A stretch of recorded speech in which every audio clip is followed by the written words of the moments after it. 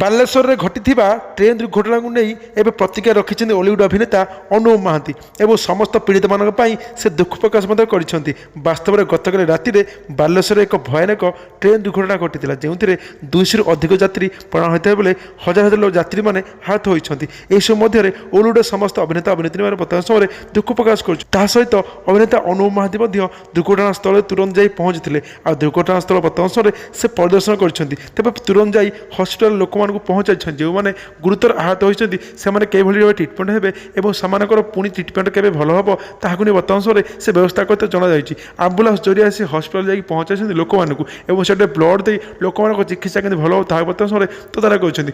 ଯାହା ଜଣାପଡ଼ିଛି, ଆପଣମାନେ ଜାଣିଥିବେ, ଅଭିନେତା ଅନୁଭବ ବର୍ତ୍ତମାନ ସମୟରେ ନିଜର ପାରିବାରିକ କଳହ ନେଇ ବ୍ୟସ୍ତ ରହୁଛନ୍ତି। ସେ ବର୍ତ୍ତମାନ ସମୟରେ ବହୁତ ଦୁଃଖରେ ଅଛନ୍ତି। ତାରି ଭିତରେ ଯେବେ ଏଭଳି ଏକ ଦୁର୍ଘଟଣା କଥା ଶୁଣିଲେ ସେ ତୁରନ୍ତ ଦୌଡ଼ି ଆସିଥିଲେ ବାଲେଶ୍ୱରକୁ ଏବଂ ବାଲେଶ୍ୱରରେ ବର୍ତ୍ତମାନ ସମୟରେ ଲୋକମାନଙ୍କୁ ସେ ସାହାଯ୍ୟର ସହଯୋଗର ହାତ ବଢ଼ାଇଛନ୍ତି।